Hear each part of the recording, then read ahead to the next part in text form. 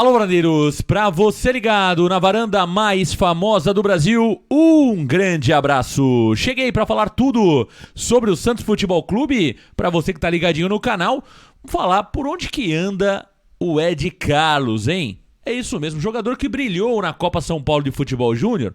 Vamos falar um pouquinho sobre ele. Por que será que o Ed Carlos não foi escolhido pelo Fábio Carille para compor o elenco que está disputando o Campeonato Paulista? Vou dar detalhes sobre isso. Quero falar também sobre a polêmica entre Santos e Ferroviária sobre o Vinícius Zanocelo. O que aconteceu, hein? Por que o boleto do Zanocelo não foi pago pela diretoria do Santos Futebol Clube? Você vai saber também sobre a volta dos jogadores Ângelo, Camacho e Felipe Jonathan. Quem pode voltar a ser titular dos 3 jogadores que estão voltando, e vamos esboçar um provável time para a partida contra o Mirassol na próxima quinta. Tudo isso e muito mais aqui no Varanda. Deixe o seu like e se inscreva no canal. Meus amigos varandeiros, quero começar falando sobre o garoto Ed Carlos. Ele mesmo, jogador que brilhou na Copa São Paulo de Futebol Júnior, foi um dos destaques do Santos Futebol Clube na Copinha, junto com Lucas Pires, Barbosa e Juan Seco. Todo mundo dava como certa a subida do Ed Carlos ao time principal, mas o Carille não colocou o Ed Carlos na lista dos jogadores inscritos no Campeonato Paulista. Aliás, o Ed Carlos está de férias, né? Ele que tem treinado à parte, de acordo com a reportagem do UOL, do Lucas Musetti, o Ed Carlos estaria treinando à parte com o personal trainer para voltar na sua melhor condição. Na Vila Belmiro se fala muito, aliás, é tema da reportagem também, que o problema do Ed Carlos é físico, que o Ed Carlos tem problema de peso, estaria um pouco abaixo fisicamente dos demais jogadores, e por isso a não escolha do Fábio Carille em colocar o Ed Carlos no Campeonato Paulista de Futebol. Agora, isso não é uma surpresa, a gente já falou muito sobre isso aqui no Varanda Futebol Debate. Um dos motivos da saída do Ed Carlos do São Paulo também foi esse: problemas físicos, né? Visualmente, a gente percebe o Ed Carlos um pouco acima do peso. Pode ser a questão de aparência apenas, é preciso saber realmente se é isso mesmo, mas a princípio a questão física tem atrapalhado o Ed Carlos aí na sequência da sua carreira. Agora, é um jogador muito talentoso, é um jogador diferenciado. É claro que no futebol atual, né, a questão física conta muito, mas eu ainda acho que está faltando jogadores no futebol brasileiro com a qualidade desse garoto, né? Com a técnica, com a inteligência do Ed Carlos, um jogador tecnicamente diferenciado. O jogador está de férias, está treinando individualmente, conforme a matéria do UOL, para voltar na sua melhor condição física. Vamos torcer para que o Carille possa utilizar ele na sequência da temporada. Lembrando que para o Campeonato Paulista, o Ed Carlos não poderá mais jogar, porque ele não foi inscrito nem na lista A e na lista B. Como ele não tinha um ano na base do Santos, ele estava fora da regra, né? Daqueles 16 jogadores que acabaram sendo inscritos na lista B para o Campeonato Paulista. Lembrando que essa lista tem o Jair, essa lista tem o Patati, essa lista tem o Jonathan, essa lista tem muitos jogadores importantes da Copinha, mas o Ed Carlos está fora. E o próprio João Vitor também está fora, né? O Balão, o famoso Arouquinha, está fora da lista B. Portanto, nem o Ed Carlos, nem o Arouquinha, o João Vitor, podem jogar o Campeonato Paulista. Poderão ser inscritos nas próximas competições. E uma outra informação, conforme o Lucas Musetti, o Sport procurou o Ed Carlos, o Sport que hoje tem como gerente de futebol o Jorge Andrade, que já foi executivo de futebol da base do Santos Futebol Clube também. O Sport foi atrás do Ed Carlos tentando o empréstimo do jogador e o Santos recusou a proposta. Portanto, o Ed Carlos neste momento fica no Santos Futebol Clube e a torcida é que ele seja aproveitado mais à frente, tá certo? Varandeiros, vamos falar sobre o caso Vinícius Zanocelo, caso que deu uma repercussão grande no dia de ontem. Vou explicar um pouquinho melhor este caso do Vinícius Zanocelo. O Zanocelo ontem rendeu muitas matérias aí da imprensa, o não pagamento do Santos à Ferroviária.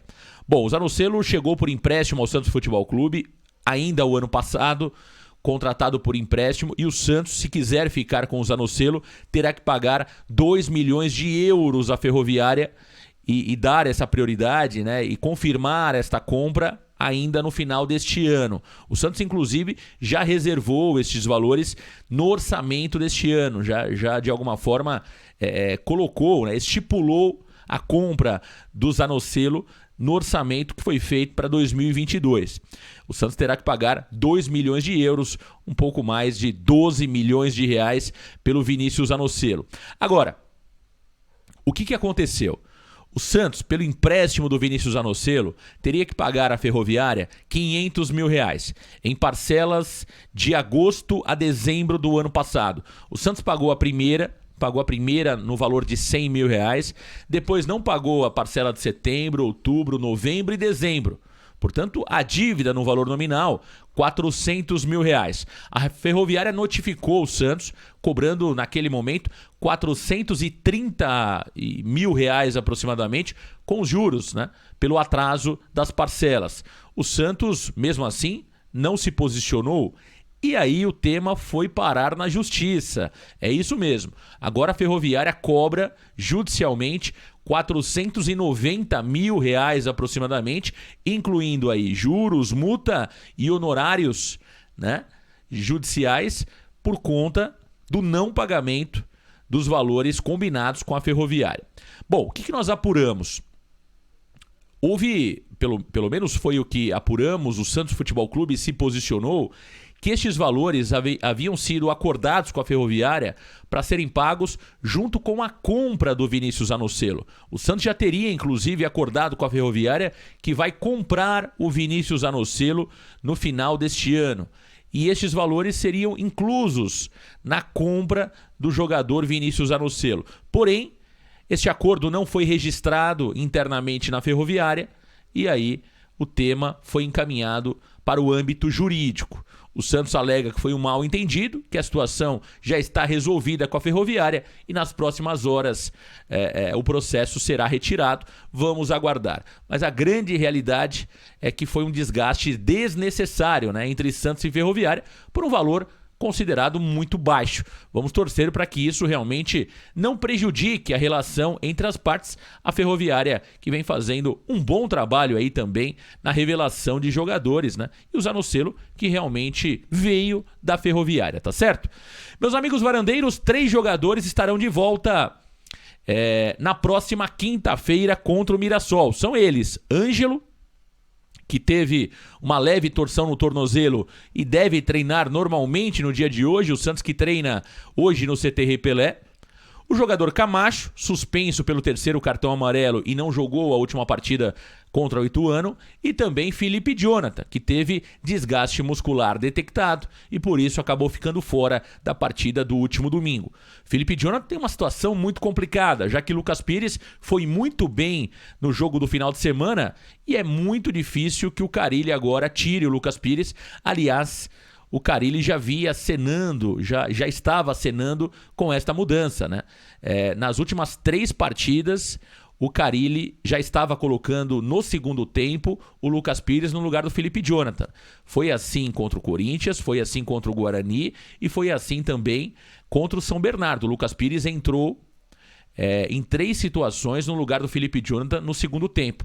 E contra o Ituano, o Lucas Pires foi titular, porque o Felipe Jonathan estava fora e foi muito bem na partida. Foi eleito, inclusive, o melhor do jogo aqui pelo Varanda Futebol Debate. Portanto, o Felipe Jonathan tem a sua situação complicadíssima para jogar e voltar à lateral esquerda. Se voltar, pode voltar no meio-campo. Outro jogador que corre um sério risco é o Camacho. O Camacho deu lugar ao Vinícius Balieiro e o Balieiro, que não fez uma grande partida, de alguma forma, ganhou muitos elogios dos torcedores. Vamos aguardar. O Camacho é o jogador de confiança do Fábio Carille, é um dos jogadores que mais atuaram com a camisa do Santos este ano e jogou muito também o ano passado ainda com o Fábio Carille, né? Muito é quantidade de jogos, não é que o Camacho tenha jogado tanta bola assim. A grande realidade é que é o jogador da confiança do Fábio Carille. Eu espero que o Carille mantenha o Balieiro, mas realmente tem grandes chances de o Carille voltar com o Camacho no meio campo. Já o Ângelo, sim, o Ângelo deve voltar. até porque o Marcos Guilherme jogou por ali a última partida, acabou marcando gol, mas o Ângelo vinha bem, né?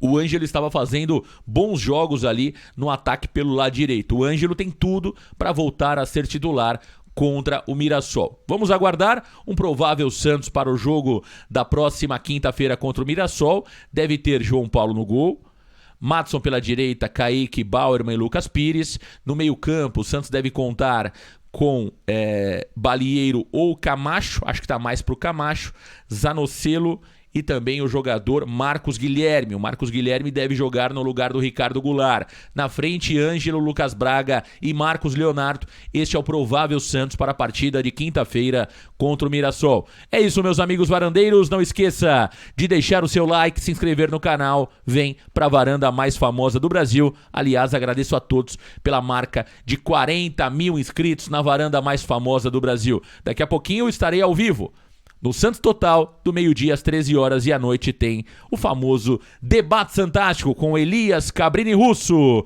Grande abraço, valeu galera, tchau!